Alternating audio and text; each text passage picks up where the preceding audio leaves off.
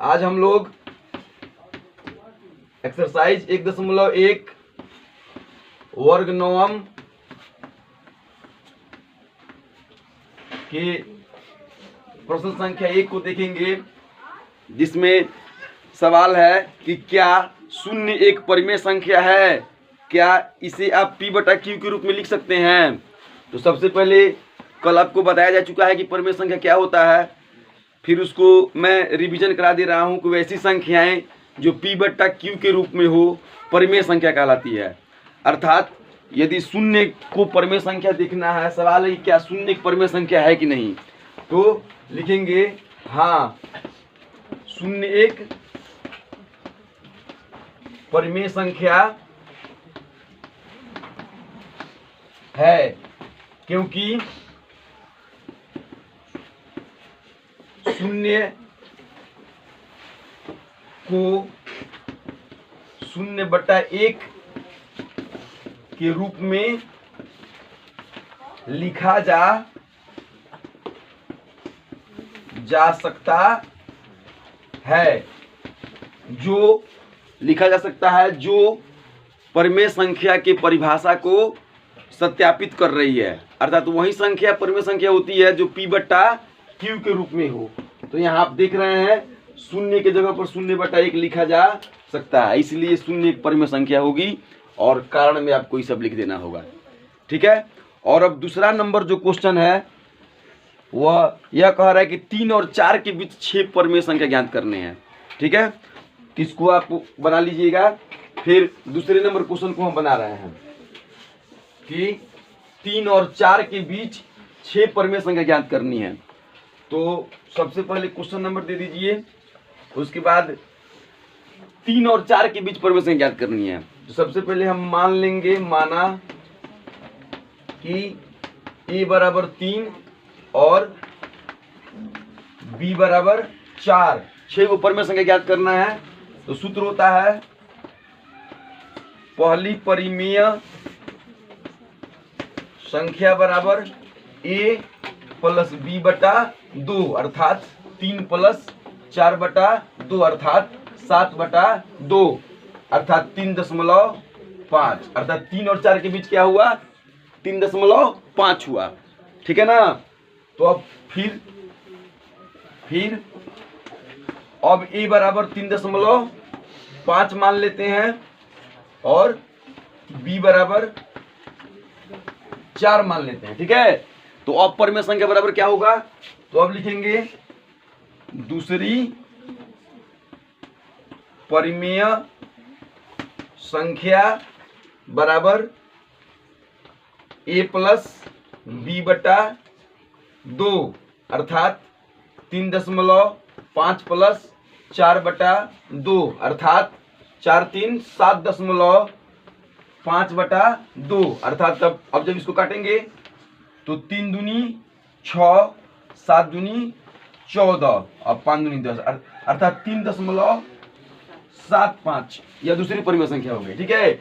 इसी तरीके से आप तीसरी निकाल सकते हैं, a बराबर 3.75, b बराबर 4 लेकर के मतलब तीसरी निकाल सकते हैं, फिर चौथी निकाल सकते हैं।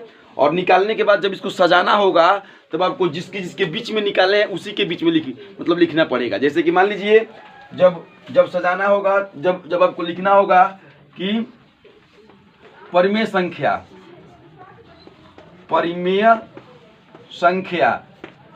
तो आप 3 और 4 के बीच में क्या निकाले थे, 3.5, तो 3 और 4 के बीच में इसको लिखना पड़ेगा। 3.5 और 4 के बीच में क्या निकाले हैं, 3.75।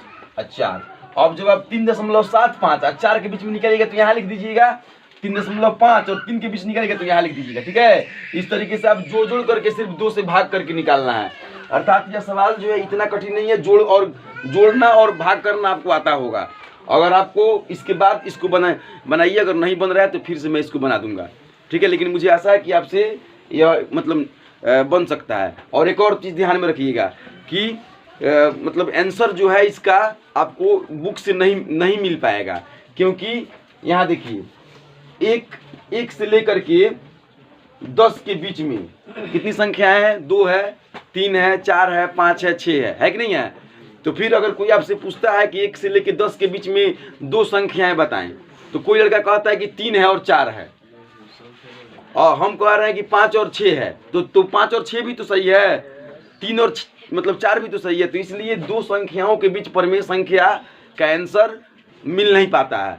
लेकिन आप यह देखिए, यहाँ पे 3 से लेके 3 से 5 दिखाई तो दे रहा है आपको एकदम क्लियर कि हाँ इसके बीच में ही है, और संख्या रेखा के माध्यम से कल आपको बताया भी गया था। तो इस तरीके से 2 नंबर सवाल भी आप बना सकते हैं। और 3 नंबर में है तो 3/5 और 4/5 के बीच 5 परिमेय संख्या ज्ञात करनी है। तो उसी प्रकार a बराबर 3/5 मानिए और b बराबर 4/5 मानिए, दोनों को जोड़ करके 2 से भाग कीजिए, तो आपका 3/5 और 4/5 के बीच परिमेय संख्या निकल जाएगा।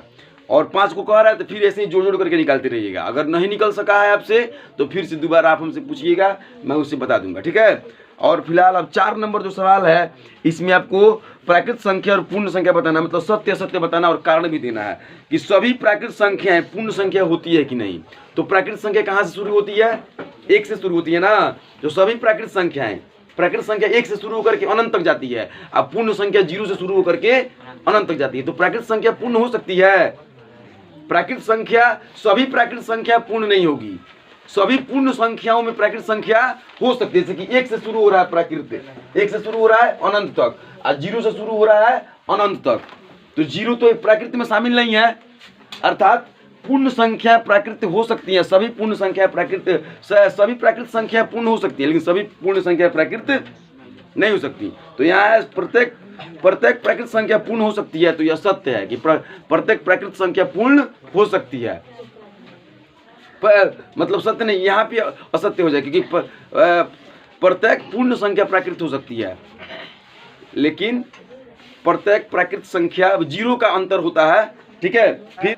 फिर परिमेय संख्या एक पूर्ण संख्या हो सकती है, तो परिमेय संख्या पूर्ण संख्या हो सकती है। इस सब कारण के साथ आपको सत्य सत्य कर देना होगा, और इस तरीके से प्रश्नावली 1.1 आपका पूरा हो जाएगा। और आप इसको बनाने की कोशिश कीजिए, और यदि आपसे नहीं बन रहा है तो आप फिर से सवाल को जो है पूछ सकते हैं, मतलब क्लास में ही पूछ सकते हैं, और कमेंट में भी सवाल दे सकते हैं, फिर दूसरे वीडियो में इसको बनाने की कोशिश की जाएगी। ये कितना